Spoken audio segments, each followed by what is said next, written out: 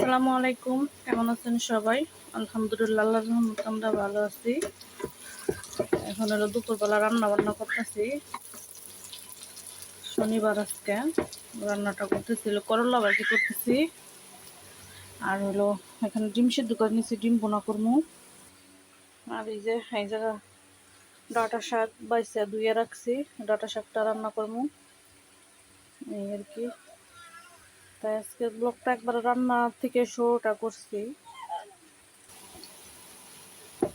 আজকে তো শনিবার, তাবাসসুমের আব্বু ওর মামার হলো হাফ বেলা ডিউটি, তাবাসসুমের মামার। তাই ওরা আবার 1টা বাজে চলে আসবো, ওই জন্য ঘুম থেকে উঠে তাড়াতাড়ি করে রান্না বান্না কুটে কেটে বসাই দিয়েছি।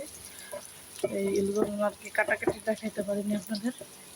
এই যে আমার করলা ভাজিটা প্রায় শেষের দিকে।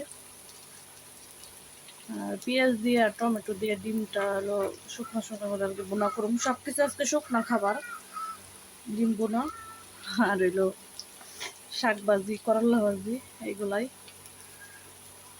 কয়েকদিন ধরে ভিডিও দেওয়া হইতেছে না, জানেন তো 2টা বাচ্চা আমার, বাচ্চাদের নিয়ে তাড়াহুড়া করে রান্না বান্না করি, এর জন্য ভিডিও করা হয় না।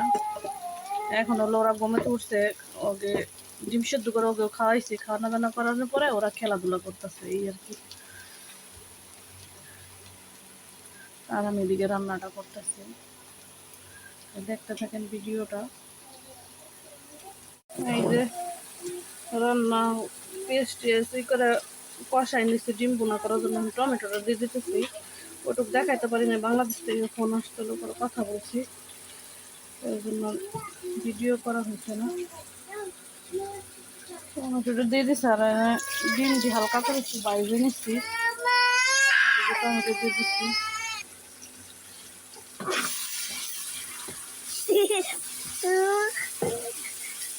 আজকে আর কোলে করে রান্না করতেছি। বিদেশে একলা থাকাটা কত যা কষ্ট, যার নাকি বাচ্চা আছে তারাই জানে। কোনো দৌড়ানো মানুষ নেই, করানো মানুষ নেই, কান্নাকাটি করা আর রান্না বান্না করা অনেকটা কষ্ট।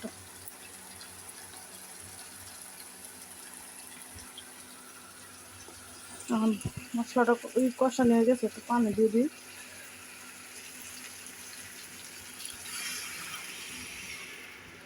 পানি দিয়ে দিলাম। ডিমটা কাইটা রান্না করবো, কাইটা রান্না করলে কি ভিতরে ঝোলটা ডিমের ভিতরে ঢুকে, আর এমনি আস্ত রান্না করলে ভিতরে কোনো মশলা টশলা কোনো কিছু যায় না। ডিমটা দেখুন বলক ফুটলে পানিটা পরে ডিমটা কেটে দিয়ে দিই। এই যে তরকারির ঝোলটা ফুটে উঠছে পানিটা, এখন ডিমগুলো কাইটা দিয়ে দিই, তারপর একটু জাল দিয়ে নামাই ফেললে তারপর শাক ভাজিটা করুন।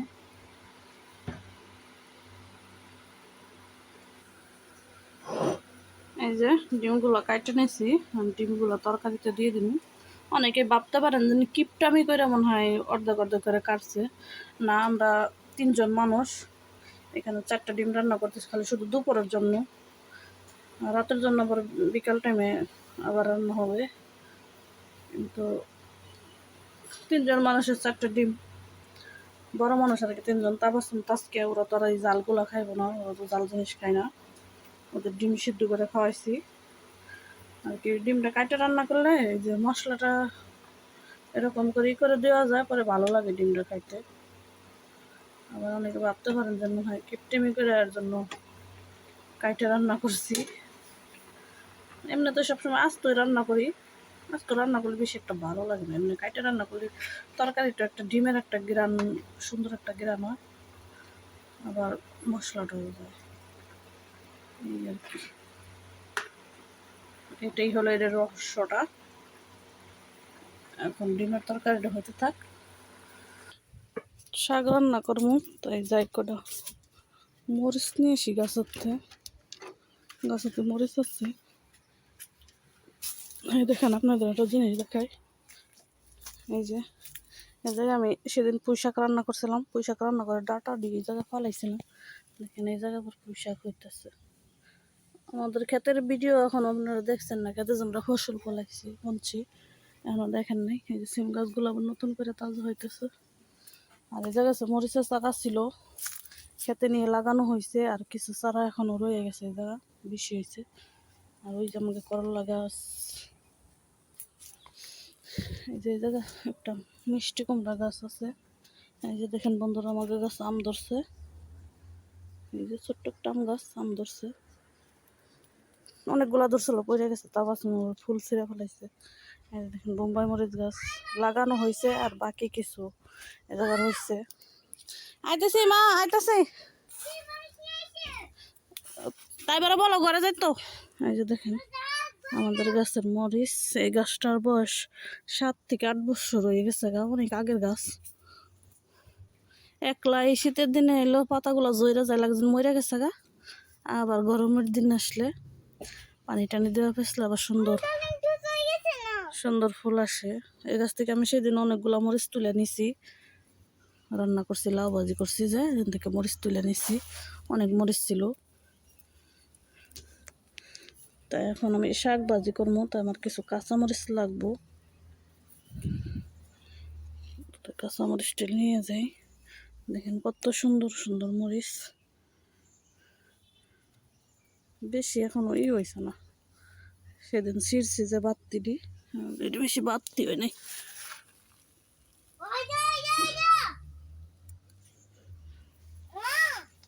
দেখেন দেখেন অবস্থা, দেখেন আপনারা, দেখেন দেখেন কি করছে, বালিশ নিয়ে আসতে ঘরে, আইনা যে মাটির মধ্যে শুয়ে পড়ছে। এদের নিয়ে আর কি আর বলবো, দেখলেন তো আমি চলে গেছি এই জায়গাতে, দেখেন ঘরের অবস্থা কি করছে। আর এলো হ্যাঁ, বালিশ নিয়ে যায় বাইরে যায় শুয়ে পড়ছে, শুয়ে পড়ো, ওই শুয়ে পড়ছে।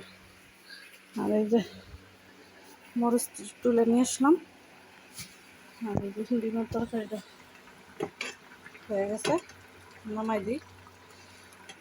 একটু ঝোল ঝোল রাখলাম, তার মানে করলা ভাজি শুকনো, শাক ভাজিও শুকনো। আমার ভাই আবার একটু ঝোল পছন্দ করে, তা পছন্দ মামা একটু ঝোল রাখলাম। আমার বার ডাল আর আলু সিদ্ধ, মানে আলু ভর্তা হলে আর কিছুই লাগে না, এর জন্য আর কি একটু ঝোল রাখলাম। আজকে তার ডাল রান্না করতেছে না,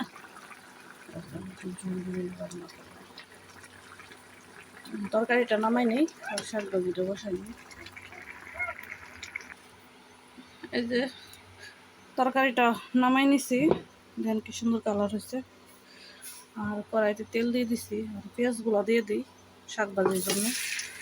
শাকটা একবারে ভাজি আর কি, পরে বাগার দিতাম না, আজকে হলো ভাজি করবো। আগে পেঁয়াজ মরিচ সব দিয়ে তারপরে শাকগুলো দিয়ে দিই, ডাটা শাক এর জন্য।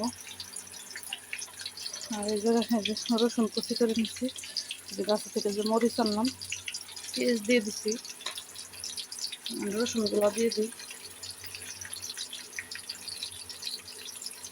আর শুকনো মরিচ দিতাম না, শুকনো মরিচ হলো পরে তেল দিয়ে বাইজা শাকের সাথে খাবো, এমনি এটির ভিতরে দিতাম না, যেহেতু বাচ্চারাও খাইবো শাক, এর জন্য ডাল একটু কম দিব ওদের জন্য। এই যে পেঁয়াজটা আর রসুনটা দিয়ে দিলাম, এর একটু বাইজে নেই লাল লাল করে।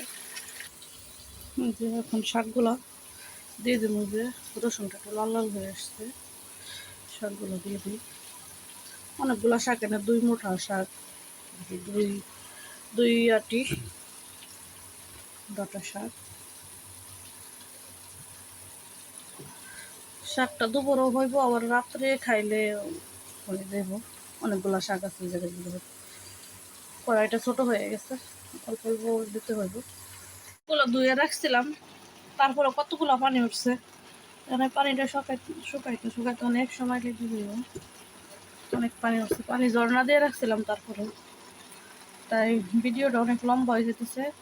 তাই সবাই ভালো থাকবেন, সুস্থ থাকবেন ও আমাদের পাশে থাকবেন। আর কার কার ভালো লাগে করলা ভাজি দিয়ে পানি ভাত খেতে, আমার কাছে তো অনেক ভালো লাগে। এখন আমি করলা ভাজি দিয়ে পানি ভাত খাবো, তাই সবাই ভালো থাকবেন, আল্লাহ হাফেজ।